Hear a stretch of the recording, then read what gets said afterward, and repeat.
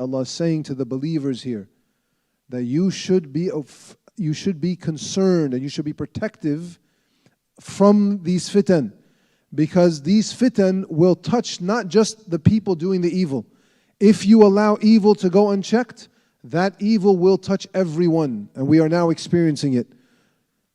Good or bad, you're feeling the presence, the impact, the harm of these actions. And so we wanted to spend some time tonight, Shaykh Hussam and I, just reflecting on the advice from our beloved Messenger sallallahu alaihi wasallam on how do we engage these fitan now that we're living through them. And so I'm going to pose that question to Shaykh Hussam and ask him maybe to start just to frame for us how we understand the concept of fitna in our religion. Assalamu alaikum wa rahmatullah.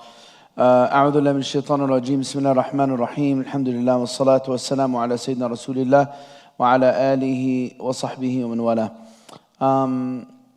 I think that the subject for today presented itself based on what's happening in the past 24, 48 hours. And I think that part of what's important when I'm engaging my deen is to bring it back to reality. Because we don't worship in a vacuum, right? And our journey through worship is not one that is divorced from what we're going through on a day-to-day basis. The other side of my personal growth, my spiritual growth, is being someone who learns to take that to deal with the problems that come about in society, in my personal life, the bigger questions of today. That's what ibadah is supposed to help me do. That's what the Sahaba did too, by the way. There's one of the companions, his name is Sayyidina Hudhayfa ibn al-Yaman. He was Hafidhu Sirri Rasulullah sallallahu alayhi wasallam. He was the keeper of secrets. And he was the one who the Prophet sallallahu alayhi wasallam gave the secrets of the state, the names of the munafiqeen, who are the hypocrites that the Prophet sallallahu alayhi wasallam was informed of through revelation. Besides this, Sayyidina Hudhayfa was known for something else. He said, people would ask the Prophet ﷺ about pleasant things, and I would ask him about wicked things. وَكُنْتُ أَسْأَلُهُ عَنِ الشَّرِّ مَخَافَةَ أَنْ يُدْرِكَنِي, from fear that I'm going to fall into that. So Sayyidina Hudhayfa was in this constant state of preparedness for what is to come. Because if it's easy today, it may not be easy tomorrow. And really, that's not like to become an alarmist person who is like full of anxieties and insecurities and conspiracy theories and whatnot. No, that's to become someone who realizes that dawamul hal min al muhal, a consistency of a state or condition in this world is impossible. And now we're seeing that play out in front of our eyes. As Ustaz Zaid was saying, we've seen so many realities change. States that were around for decades toppled, right? We saw not too long ago a 50-year regime in Syria, change in the cover of night when Bashar fled Syria. A huge change in history that took a half a century to come about. Another reality that we live to see, the Arab Springs, and all of the unrest that it caused to many different societies across the Muslim world. And now, what we're seeing now is, people who are drunk on power, the superpowers of our time, who only know the language of war and fighting and bombs and missiles. And we've seen where this gone before in human history. There's a good example of this in Fir'aun. Fir'aun only used the language of power. And that sent him to the trash bins of history. Oppression is not going to persist. We don't believe it to be ever so. I, as a Muslim, am programmed to care about these things. It's part of my spiritual growth. It's part of my relationship with Allah. It's part of my care for the ummah. Right? Because what we see happen here, and this is why it's mentioned in the hadiths of the Prophet ﷺ. What we're seeing happening here is very scary for the direction of humanity. very easily things could continue to deteriorate. They've been spiraling downward, and we see it affecting our own country. We started off yesterday by talking about liqa Kurdiya. Whoever thought that would happen in America?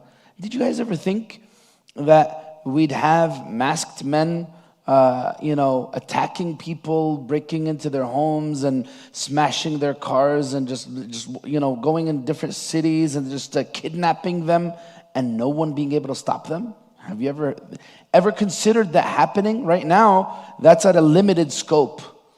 But is there any guarantee that can't be expanded beyond? There's no guarantees. I don't know. We ask Allah for afiyah and well-being. We ask Allah to protect us. We don't want fitna. We don't want harm for society, for ourselves, for anybody. But part of what I need to do right now is make sure that I have the spiritual strength to deal with such trials if they were to come my way. And we learned this from the hadith of Prophet ﷺ. Prophet ﷺ says, لا تتمنوا لقاء العدو ولكن إذا لقيتموهم فاثبتوا. Don't wish to face off with your enemy. Don't wish to be put in a difficult situation, right? Never wish difficulty upon yourself. But if you were put in that situation, then is your prerogative to stand firm and be patient and endure through whatever difficulty you're going through. We don't want those circumstances to come about. Never make dua for hardship upon yourself. One of the companions, he did something that actually affected him physically. He would make this dua. He would say this, Allahumma ma kunta mu'aqibi bihi fil akhirah, fa'ajjilhu li fid dunya. Oh Allah, if you're going to punish me with something in the akhirah, then hasten my punishment in this life so that I'm cleared from it. So this man grew ill, and the Prophet ﷺ visited him, and he asked him, were you making some type of dua? And he told the Prophet what he would say, and the Prophet ﷺ said, لا تطيقه. What are you saying? You're wishing for harm upon yourself? You can't endure it. Don't ever say that. Rather ask Allah for afiyah and well-being. So I guess the framing of this subject is, what realities did the Prophet ﷺ tell us will happen in the end of times?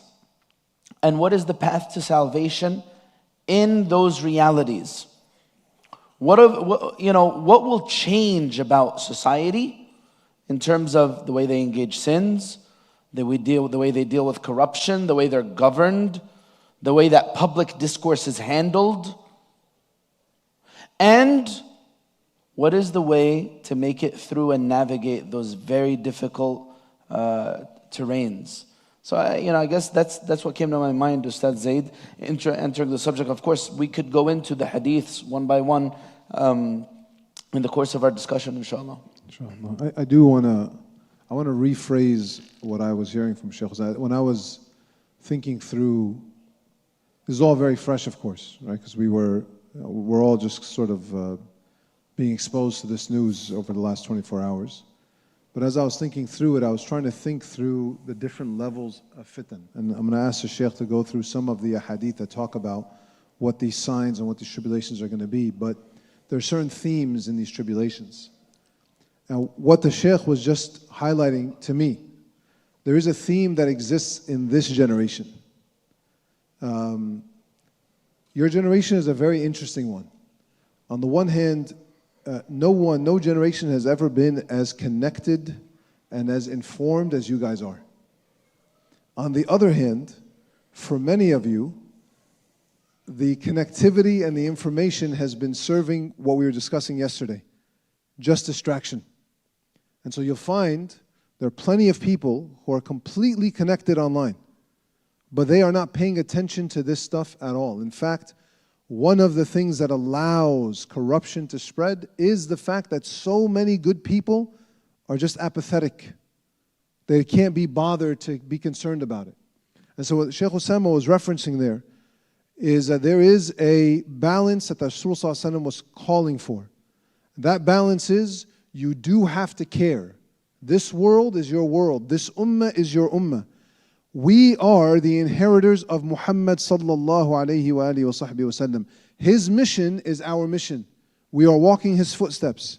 And so if we are not aware of what's happening in the world, we are falling short of living up to his sunnah. But once you become aware, the right sort of disposition to have is, oh Allah, protect me from the fitna, but if it comes my way, allow me to withstand it. I don't want it, Ya Allah, but if it comes my way, allow me to struggle for it. I'm not looking for it, Ya Allah, but if it comes my way, give me the strength and see me through it. And so I do want to highlight what the Shaykh is saying here.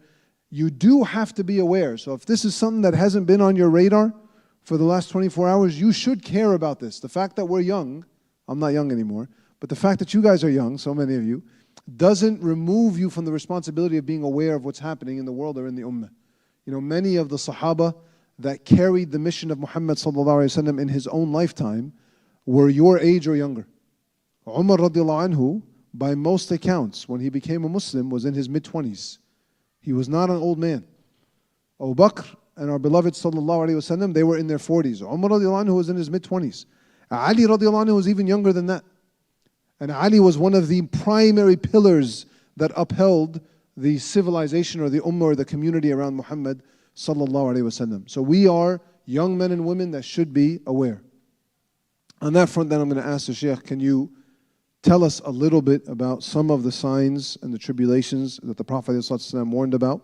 And I'm going to ask, if you can, to try to connect them, the ones that you can, connect them to what we're seeing now. Even if, I want to make this very clear, I'm asking the Shaykh not to be prescriptive or descriptive, that this hadith definitely means what's happening in Iran. You're going to find some of these guys online, they're going to talk about, well, this hadith clearly means what happened in Gaza or what happened in Iran. We don't do that. But there is a meaningful exercise in seeing the Prophet ﷺ warned against this. We see something similar to it here. And when you see those things and you make those connections, it allows your iman to sort of become fortified. So that's what I'm asking the Shaykh, if he can recount for us some of the fitan, and if possible, connect it for us to what's happening now. Yeah, look, I'll mention some, and of course, please, add to them, inshaAllah ta'ala. I think one of the things that we learn from the hadith of the Prophet ﷺ about fitan and about trials and tribulations is that the sources of information will be corrupted. And one of the hadith says, لا يقبض الله العلم انتزاعا ينتزعه من قلوب العباد. Allah Azza wa Jal will not take knowledge from the hearts of people just like that, like all of a sudden it'll just disappear. But that will happen gradually over time with the death of scholars. Until there is no more reputable or trusted scholar, حتى إذا لم يبق عالما اتخذ الناس رؤوسا جهالا. At that point, people will be led by ignorant ones. And those people who are leaders at that point will be asked and they will answer. And they will give knowledge without any, and they will misguide others and they themselves will be misguided. So this is one of the features of the end of times, is people will seek information from inappropriate sources. And we had Sheikh Yasser with us yesterday talking about AI slop and the Facebook feed. If you were with us yesterday, that's one of the symptoms of the corruption of information. I as a teacher at an Islamic school, I stopped allowing any of my students to type anything because it's just so disgusting. The use of ChatGPT, and you could just see it from a mile away. You look at the words and you see, ask the student, what does this mean? And all of a sudden he doesn't know, like a huge word. Obviously, it's the work of AI. And of course, this is going to limit our cognitive abilities. It's going to reduce people's intelligences. Same thing that social media contributed, and so on and so forth. And this is part of the corruption of information. And, to add to this, there's another hadith. This is the one I'm starting with. So there's another hadith that also leads to that same meaning. It speaks to us about ar-ruwaybidah. The Prophet ﷺ tells us about the end of time and how things will be flipped. The ma'roof will be munkar and munkar will be ma'roof. That which is pleasant will be seen as wicked. And that which is wicked will be seen as pleasant. And then after this, the Prophet ﷺ says, وَتَنْطِقُ فِيهَا الرُّوَيْبِضَةِ. And this ruwaybida will speak. They said to the Prophet, what does ruwaybida mean? The Prophet ﷺ said, الرجل التافه يتكلم في أمر العامة.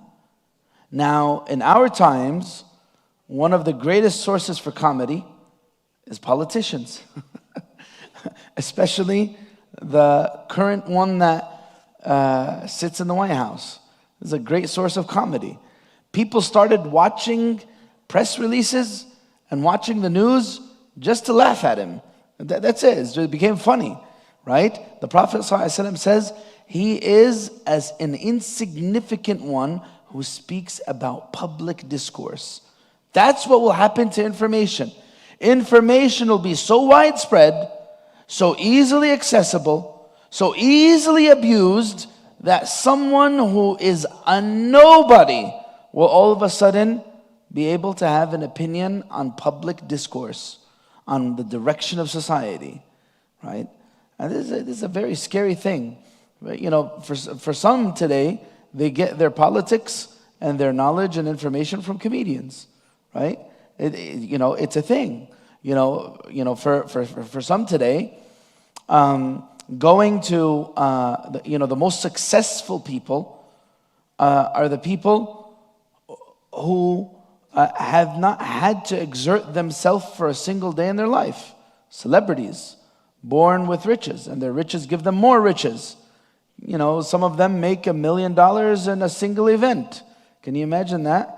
People who are investing their time and effort to learn and teach, and exhaust themselves in doing so, spend a lifetime and never reach that number. And then someone comes, does a shallow, mindless event that makes people go wild, and they make $1 million off of it, or millions off of it. Can you believe that? That's symptomatic of our times. The big shots of our times are losers who are, commit the biggest of crimes, rape, pedophilia, drugs, and, have created all kinds of damage in their personal lives.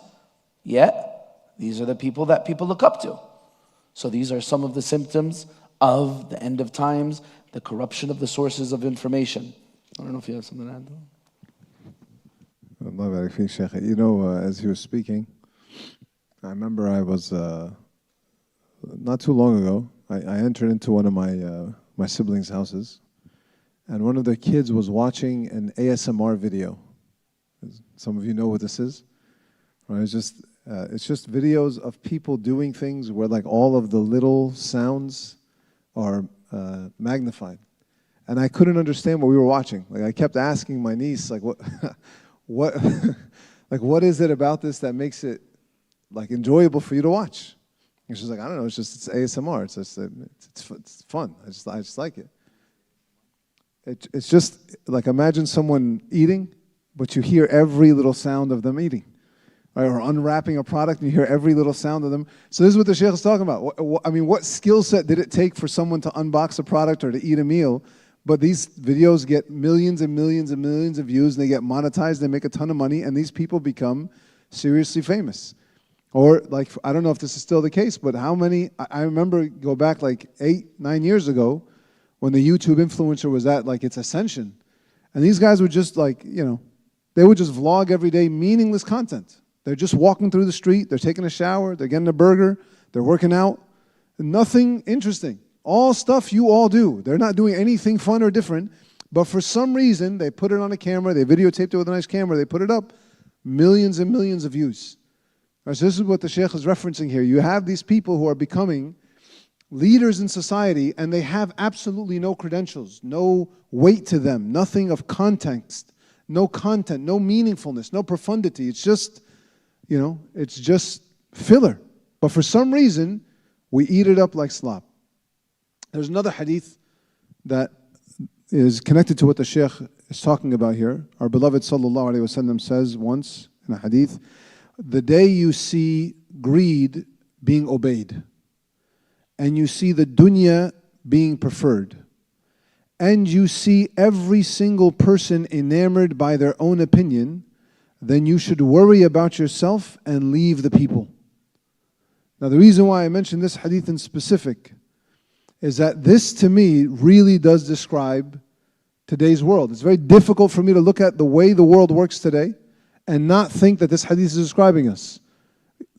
Ash-shuh is like this covetousness. Like what I want and I need it and I have to have it. And because I want it, it gives it value. That is the language of our culture. I want it, I should be able to get it. You're watching covetousness being obeyed. Primacy is being given to the dunya. I don't even think that needs to be spoken of. And what is social media other than every single person being enamored by their own opinion? You know, one of the things that is like one of the commentaries on social media that I've always appreciated, everyone's liking everyone's stuff, but no one actually cares about what you post. Like no one reads your post or looks at your picture or looks at your video and actually cares about it. They are liking it for some social credit interaction. And all of you know what I'm talking about. The reason why you tend to like things is not necessarily that they did something good for you. It's some social interaction. You're calculating, I got to like this guy's post because when I post something like this, he's got to like it back. If his gym photo gets put up, I got to like it, so when I put mine up, he's going to like mine. I don't want to look like a hater. And I need to build up my thing. Hey, I'm going to follow you, follow me back. I still get these DMs every other day. Hey, I just followed you, can you follow me back? I have no idea who you are, man. I'm not interested in following you. Stop asking me. But everyone's just enamored. There's no one actually looking to learn. They're just enamored by their own opinion. I'm going to put out my own pictures, put out my own thoughts, put out my own ideas, because there's something special about my thoughts and my ideas. What is it? I don't know. Why am I doing it? I don't know, just what I'm supposed to do. This is what I'm supposed to do. And if I don't get the likes, then there's something wrong. And I got to build this interaction a little bit more. Or I have to then do, and this is where I'm going to go next, and I'm going to ask the Sheikh to go here afterwards. Or we go the other route. I'm just going to invest in some bot farm that's going to like and like and like and like and like and repost and repost and repost. I'll tell you guys a funny story. Sheikh Yasser, many years ago. You guys are so young, subhanAllah. But many years ago when YouTube was first becoming a thing, Sheikh Yasser had a small circle of guys that used to meet with him once a week to study. And they came up with a video idea. There was a Canadian beer commercial at the time. And the Canadian beer commercial was just about this guy being very proud about being Canadian. And he just went through all the things that made Canadians Canadians. So Sheikh Yasser and this group came up with an idea, we should do something like this about Muslims. This is right after 9/11, everyone's hating on Islam. So you guys might know this video, you might not, you can go still look it up on YouTube. It's called I Am Muhammad, right? I Am Muhammad. It's a brother from our community, whose name was Mustafa, was the talent on camera. And he went through this video just saying, I wash my feet in public sinks and my wife doesn't wear a niqab and I'm not a camel jockey and I was born and raised here in America, so on and so forth. My name is Muhammad and I am a Muslim. And the video went viral. But here's why I'm telling you the story, right? This is really fun. So one day I walk into this young man's house and his father has his laptop open and he's staring really intently at the screen. And so I asked him, dear uncle, what has your attention? And he's like, Mustafa's video has been #1 for the last few days, but it just got overtaken by this other guy's video. But I've been watching it. There's no way these are real human beings because every second he gets 3 or 4 likes. I think he has a bot that is someone's just going on and pressing. And this was his theory. And I was like, no, that doesn't exist. And then subhanAllah, he was way ahead of his time. He was right. It was just a bot that was liking the other guy's video and pumping it up the screens. All of that, this is why I'm getting there. The father was frustrated that he felt Mustafa's video was legitimately going viral. This other guy was faking his numbers. That has become the common standard now. The common standard is if you want to build your platform on any one of these things, you have to actually have some invested money in promoting your bot farms. Or if you guys have seen it, some of these people, what they do is they set up this massive set of phones all together, and all the phones are watching their video at the same time, And the phones are programmed to just like. All right? Now here's the thing. The greatest fitna at the end of time is what's called Al-Masih al-Dajjal. The Prophet ﷺ warned us against the Masih al-Dajjal more than any other fitna, and he's done so more than any other prophet. Al-Masih al-Dajjal is what we in common English vernacular call the Antichrist. It literally means the false Christ, the false anointed one. Dajjal means someone who is a deceiver, someone who practices deception. And this whole age that we're living in now is an age of immense deception. I was doom scrolling, unfortunately. No, I wasn't doom scrolling. I was scrolling through the news earlier this morning, and this is just the nature of Twitter. You know, you're scrolling looking for like real hard-hitting news, and all of a sudden this video came up. I don't know who this person is, but apparently there's a very famous influencer that people watch all the time. And she had a viral video, but it wasn't for a good reason. She had a viral video over the last couple of days because people realized that her face that's on screen all the time is not her real face. It's a filter. And the reason why they found this out is that she was in her car with her kid, and she was talking to her kid, and she turned back, and then turned back towards the window, and the filter couldn't keep up with the speed of her face. All right, so all of a sudden, you get these frames where they can't see the filter, they just see her face. And she looks probably 40 years older.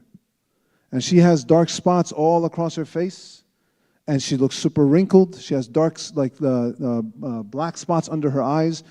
Nothing like the actual person that's on screen. Then the filter takes over. She looks like she's 18, 19, 20 again.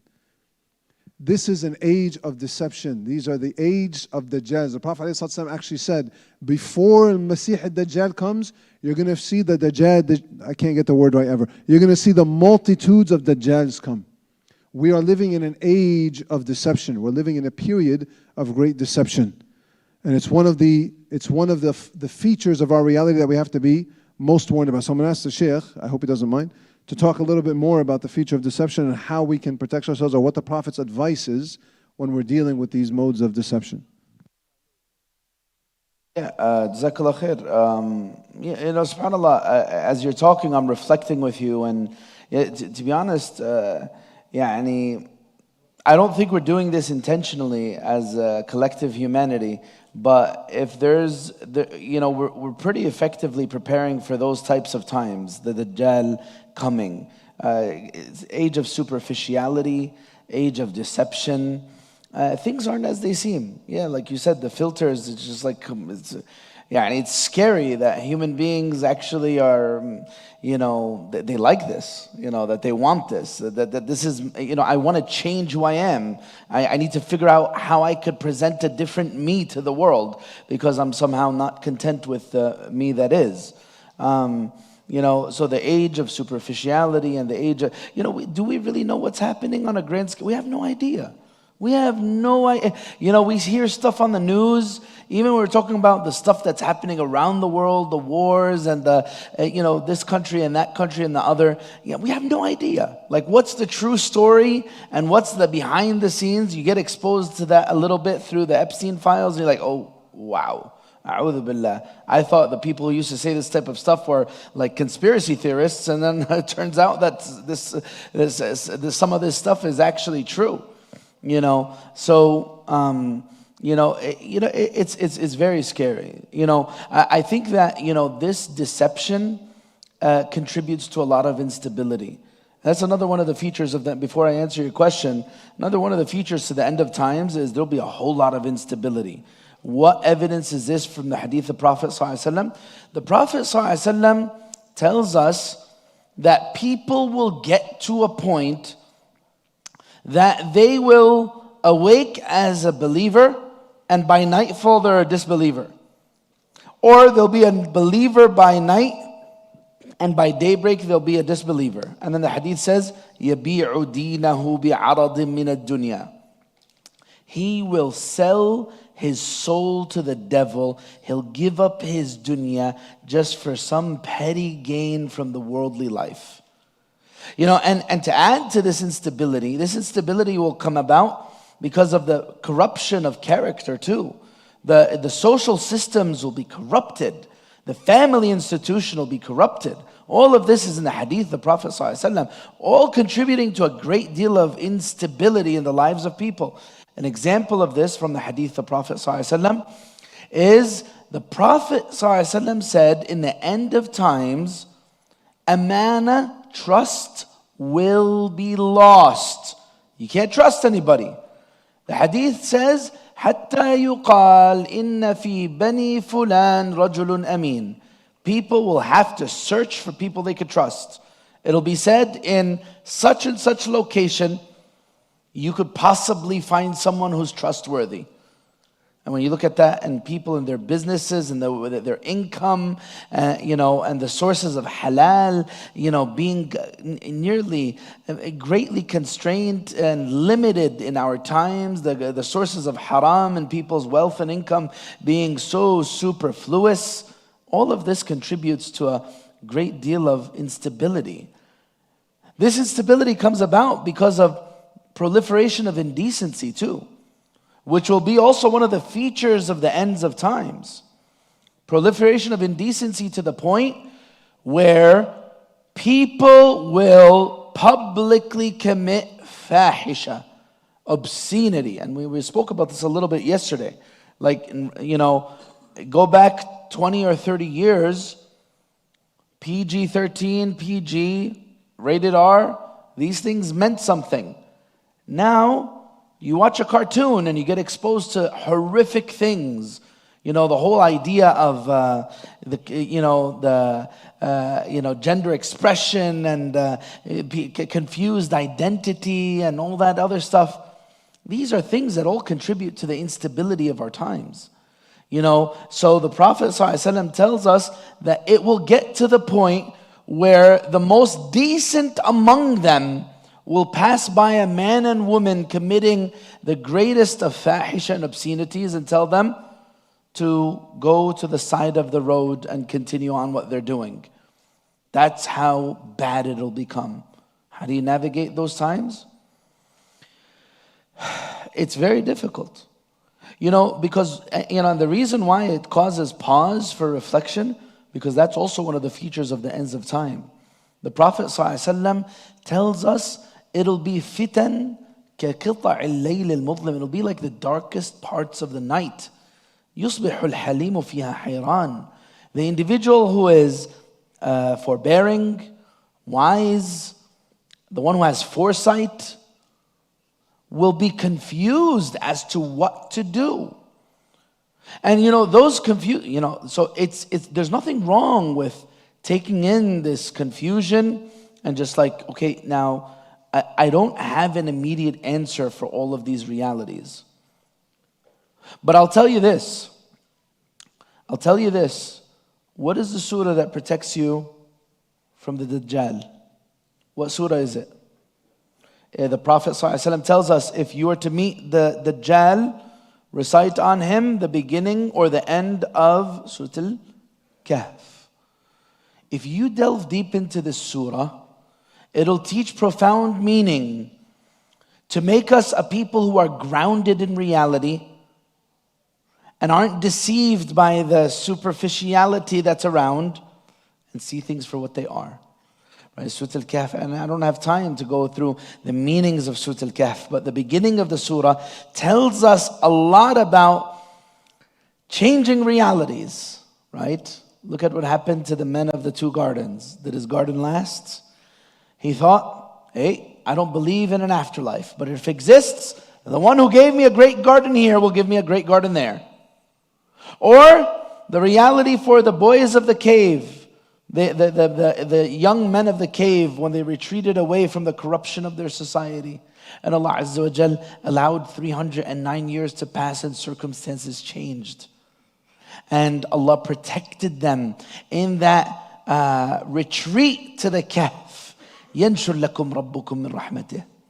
The realities of this dunya, the Dajjal capitalizes on madda, the material aspects of life.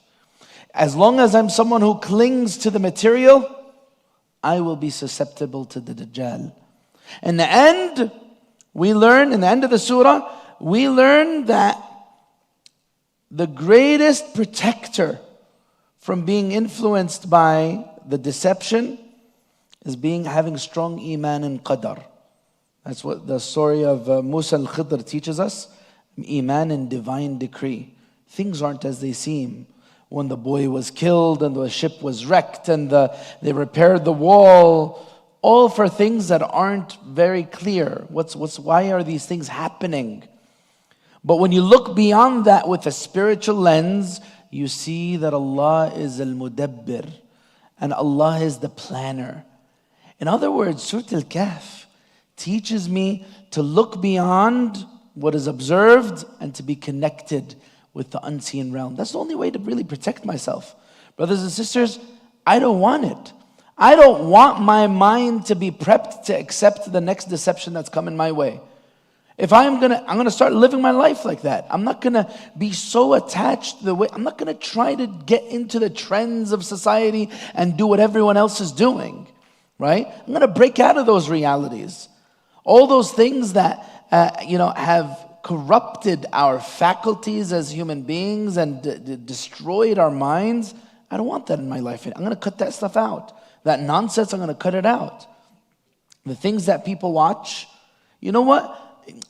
If I'm someone who suffers from dealing with their desires, well, what am I watching? What am I listening to? Come on, let's get real with it. Do I need to watch the horror movie or the rated R movie that exposes me to this fahisha? And do I need that darkness in my room? Do I need that darkness? My eye is exposed to that darkness. Do I need it? Maybe there's a different way to live life. I don't know. This is some of the things that came to mind, Ustaz Zaid. Allah barak fi Shaykhi. So I want to do something, because we've been talking quite a bit. I want to sort of, if the Shaykh will allow me, I just want to restate some of the different types of fitan that the Shaykh has highlighted, and then the responses that he's given from the Prophet ﷺ. I sort of just want to restructure what he said so that we're all following along what the Prophet's advice is. So one of the first ones that we started off with tonight, right, is one of the ways that these fitan manifest is that the evil tends to hurt you. And this is what I mean by this.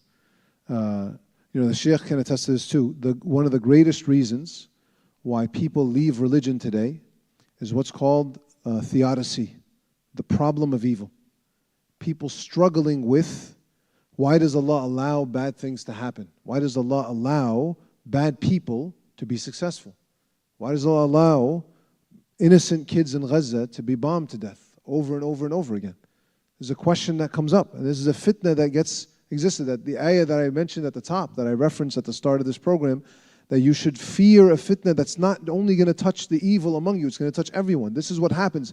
Good people especially start to feel hurt. The response that the Prophet ﷺ teaches us when you're dealing with that type of fitna is complete tawakkul and reliance on Allah Jalla wa Ala. And this is from the story that Shaykh Osama was just referencing in Surah Al-Kahf. And one prime example is when Musa alayhi salam is walking with Khidr, and Khidr kills the young boy. And Musa cannot keep him held in. He can't hold it. How can you allow this to happen? Eventually Khidr explains it to him, that there was a goodness that Allah was trying to come out of this. But you, in that moment, O Musa, Allah had limited your knowledge so you could only see what was happening right in front of you. So you have to have this complete tawakkul. So if you're struggling at any point with the fitna of why does Allah allow evil to happen, the response should be, I have complete reliance on Allah Jalla wa Ala. The ulama say, one of the aspects of ubudiyah, being a proper slave of Allah, if you want your slavehood to be complete, you have to have complete reliance and tawakkul on Allah. This is why we say in Surah Al-Fatiha, إِيَّاكَ نَعْبُدُ وَإِيَّاكَ نَسْتَعِينُ. You alone do we worship, and you alone do we seek help in. The second one that we mentioned, that I want to highlight a little bit of, is one of the things that happens when this fitna hits is you get a perception of incapacity. You get this sense that I don't know what I'm supposed to do, or I don't think there's anything I can do. And the advice from our beloved sallallahu alayhi wa alihi wa sahbihi wasallam when it comes to this level of fitna is to actually do work. And the evidence of that is One of the most famous hadith of the hour, the Prophet ﷺ says, if you see the hour being established and you are about to plant a seedling, plant it. Even if you know the day of judgment is about to come, plant it. It's never going to grow. No one's ever going to benefit, but you plant it. So what the Prophet ﷺ is saying, if all of these problems seem so big, can you imagine, for example, the stars are exploding, the sun and the moon are crashing together, the mountains are dissipating, the oceans are literally on fire, and someone wants to plant a seed. What good is that seed going to do? But the Prophet says, plant it anyway. And so, if you're in this state of I don't even know what are you guys talking about? This is war, there's all this stuff happening, I'm just worried about whether I'm going to commit zina tomorrow or not. What Allah and the Prophet is telling you is, that is your struggle, just keep focusing on that struggle. The third one that the Shaykh mentioned is deception, the fitna of deception. And there are a few different advices that the Shaykh mentioned that the Prophet ﷺ advised us. One of them is that you take pause. In fact, the Prophet ﷺ was very specific to the Sahaba. At times he would say, when the hour comes and this deception comes, break your swords. And in another hadith he said, the one sitting is better than the one standing, and the one standing is better than the one walking, and the one walking is better than the one running. Because if you don't know what's actually going on, don't take action. Do not take action. If you don't know what's going on, hold back, take pause until you're able to actually figure out what is the right step here. The other advice that the Prophet ﷺ gave was that you should stick to the jama'ah of the Muslims. If you're in a state of deception, you stick to the ulama. You stick to the overwhelming body of Muslims where they are going. I'm going to stick to them because the barakah of Allah is going to be in the jama'ah. The most important one that the Shaykh mentioned is that you have to realize that your perception actually relies on the purity of your heart, not on the faculties of your rationality. And so if you are a person of pure heart, you'll be able to see truth for truth and falsehood for falsehood, because that's how Allah subhanahu wa ta'ala shows it. And so that's what the Shaykh was referencing. If you're going to keep giving into your desires, this heart becomes corrupted. It can no longer see truth for truth and falsehood for falsehood. So if you're worried about the deception, you have to actually purify your heart so you could be able to see. One of my favorite ahadith in this regard, Prophet ﷺ says, no one has warned their ummah more than me about the fitna of the Masih al-Dajjal. And then he says, if he comes up, وَأَنَا فِيكُمْ, and I am among you, I will deal with him. Some of the ulama today, they have reinterpreted this hadith to say, if the Dajjal appears and the Prophet is in your heart, your love of the Prophet will overwhelm the Dajjal for you. But if you have forsaken the sunnah of Muhammad ﷺ, then you will be left to whatever the Dajjal does. And so these ulama say, if you want to protect yourself from the fitna of the Dajjal, fall in love with the Prophet ﷺ. Your love of the Prophet ﷺ will protect you from the fitna of Dajjal. And the last one that the Shaykh mentioned so far is the fitna of desires, where desires become so rampant that it becomes difficult to hold back. And the advice of the Prophet ﷺ to one of the Sahaba in this regard was, cling to this religion with your teeth. And specifically he says, cling to the root of this religion with your teeth. Meaning even if it hurts, grab onto it and chomp onto it. Do not let it go. In another hadith he told the Sahaba, holding on to your religion in those days is going to be like holding a hot coal in your hand. It's going to burn, it's going to hurt, but do not let it go. And so the advice of the Prophet when it comes to the fitna of desires is, cling as much as you can to the religion and forsake your desires as much as possible, because that is the only thing that will save you. That's what I heard so far. I want to leave it to the Shaykh to add anything or comment on it all. Absolutely. Jazakallah khair, Ustaz Zaid. There are two more that fit under an excess. The Prophet ﷺ says to us there'll be an excess of certain things in the end of times. And subhanAllah, every one of these things that you heard, brothers and sisters, you could see it playing out in our society. It's not random. It's not, what we see happening in our times is not random. How Syria for the past 14 years has been front and center to so much difficulty and trials. That's not a random thing. When Isa alayhi salam will come back, he'll come at the white al-Manar al-Bayda. They know the location that Sayyidina Isa alayhi salam will come down. That's in Damascus, right? The Prophet ﷺ in the hadith described the ribat of Asqalan. Asqalan is very close to Gaza. The Prophet ﷺ tells us that the best form of ribat and steadfastness will be observed by those in Asqalan, which is literally miles away from Gaza.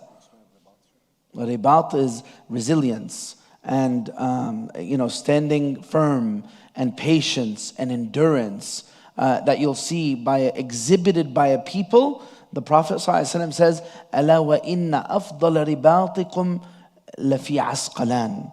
The best of your ribat will be exhibited in Asqalan. These are not random realities.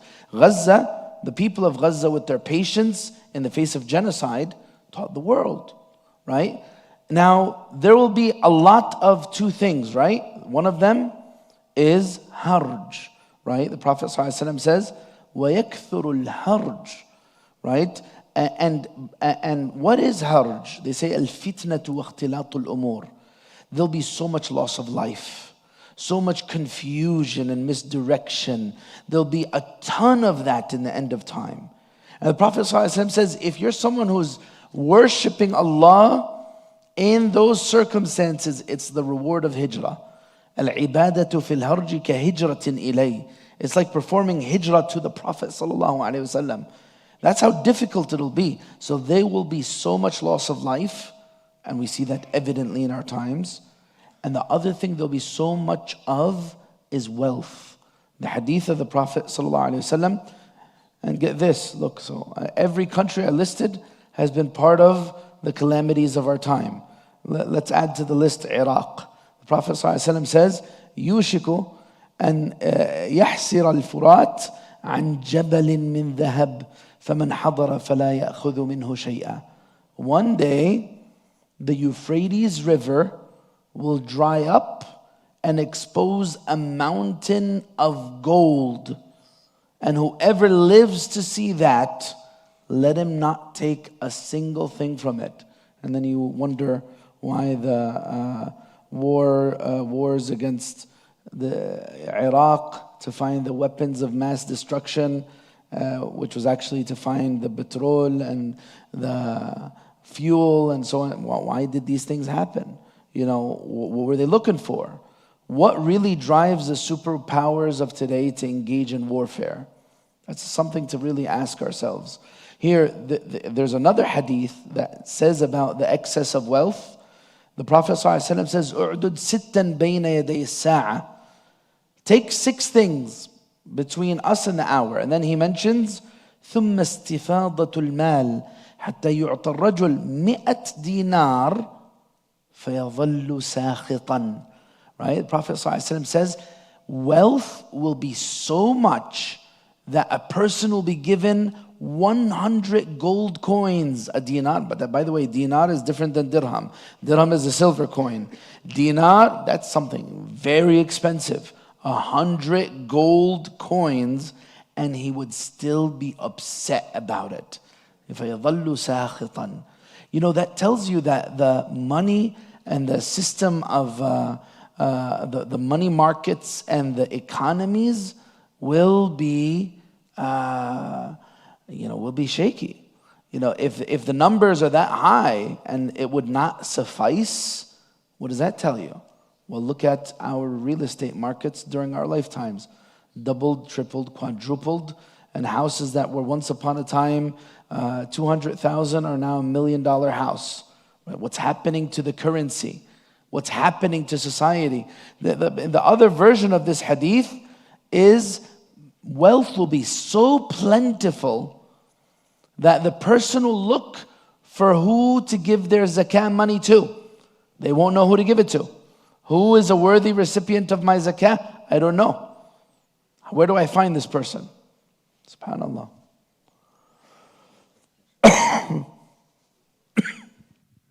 Bismillah, barakallah fiqh, Shaykh.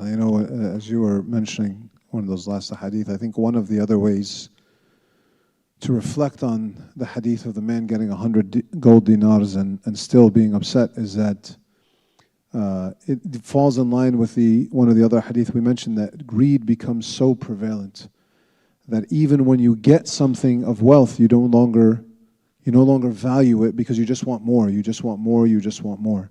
Another way to read it is that Allah subhanahu wa ta'ala strips the barakah away from wealth. Because you will have people in this world who have little, but they feel like they have a lot. Ghina, this is a very famous statement in our tradition, al-ghina, ghina al-qalb, that real wealth is the wealth of the heart.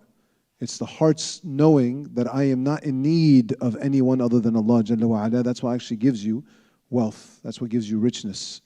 I want to sort of close out now. And here's what I want to say. We went down this path today for the reasons that we opened with. This is a sunnah of the Prophet ﷺ, that this ummah should always be aware of the signs of the days that they're living in. You should be aware of how you should reflect. But there is another message that I want you guys to all take away from this today. The world sometimes can seem very big and outside of our control. And it is in some ways. But in many very fundamental ways, the world remains completely in your hands. Because all that it requires, the only thing that allows evil to spread is good people not doing their part. When this ummah, in its smallest details, maintains its commitment to standing for what's good and standing against what's evil, Allah subhanahu wa ta'ala brings barakah to this ummah and the world at large. And when this ummah abandons this mission, Allah subhanahu wa ta'ala allows pain and evil to spread on this earth. So that's why yesterday, it was important to us that we brought up Liqa al-Qurdiya's message. Not just because she's from our community, but because her case is directly connected to everything else you're seeing in the world. That small, what seems like a small sort of forgotten level of evil, is exactly that action directly related to the genocide you saw in Gaza. If you can't stand up against evil in your backyard, you are never going to stand up against evil anywhere else. And if enough people stand up and say, I'm going to do the very least that I can do, Allah subhanahu wa ta'ala will multiply and magnify. And so one of the messages we want ourselves to all take home with today is that we remain in control of where this world will go. This ummah was built on the backs of young men and women. That is the majority. The Prophet ﷺ said this himself. He said, I was given strength through the young people of my community, the young of my Sahaba. That's how Allah subhanahu wa ta'ala backed His mission. And that remains true today. If your generation, our generation, stands up and says, I am going to put the responsibility of this ummah on my back. I'm going to put the responsibility of humanity on my back. I am going to live up to the message of Muhammad sallallahu alaihi wasallam. You will find Allah will do wondrous, miraculous things on your back. And if this ummah, if your generation decides we don't want to take it on, Allah will do away with you and He will bring a generation that will stand up for what's right. It may seem insurmountable, it may seem too big for you, but I swear by Allah, it remains in your control. All it requires is for someone to stand up and say, Ya Rasulullah, I am here to take on the message and I'm going to continue this mission. And may Allah subhanahu wa ta'ala make us from those who stand up in this Ramadan and afterwards.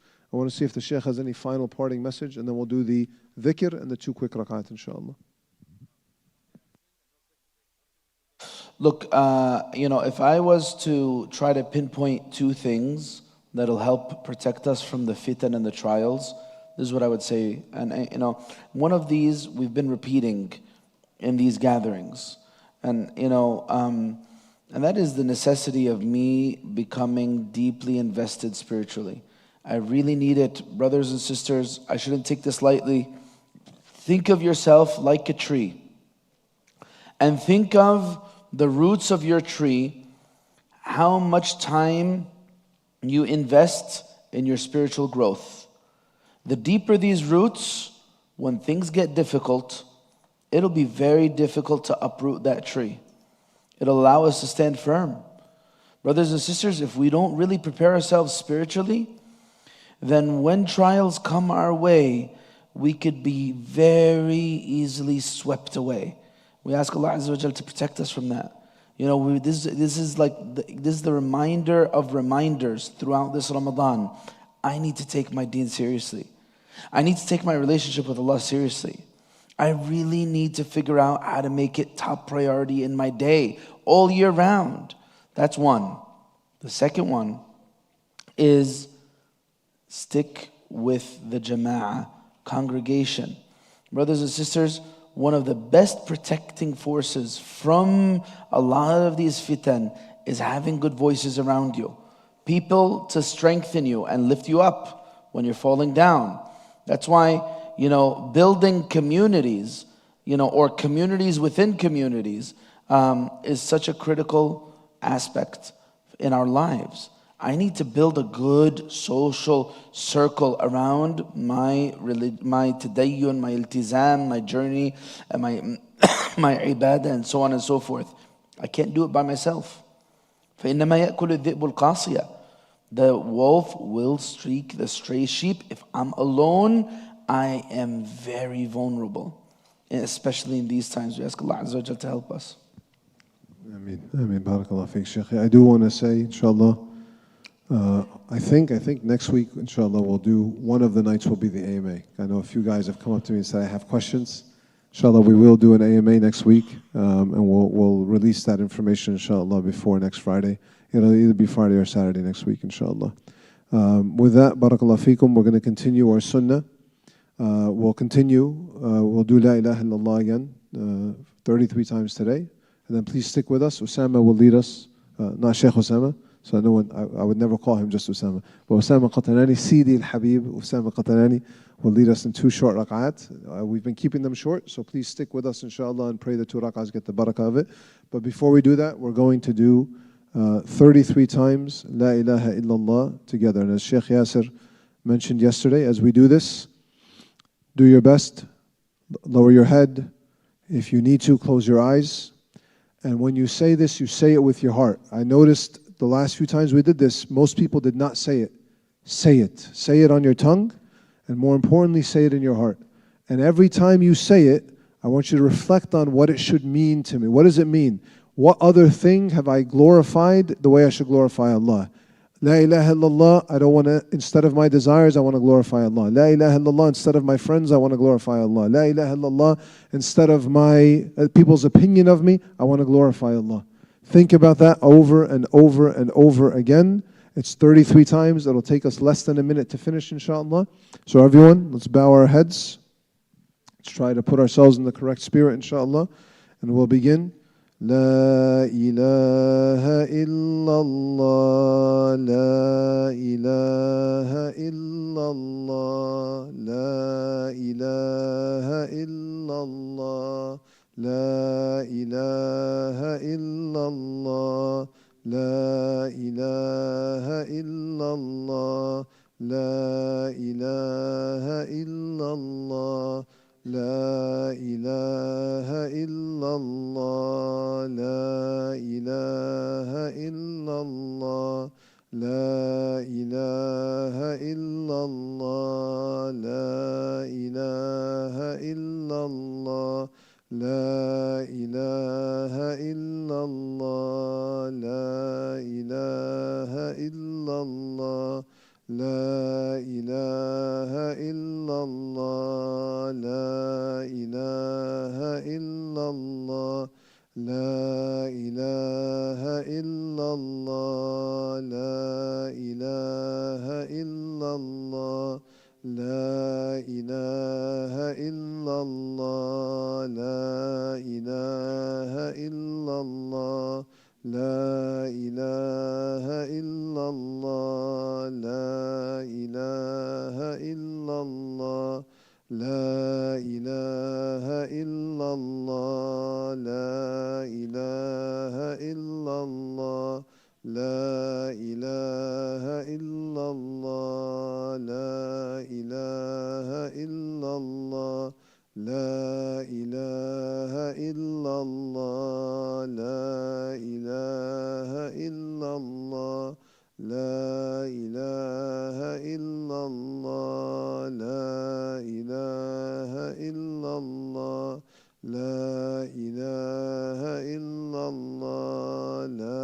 إله إلا الله لا إله إلا الله لا إله إلا الله لا إله إلا الله لا إله إلا الله لا إله إلا Allah. May Allah subhanahu wa ta'ala accept it from us all, inshallah.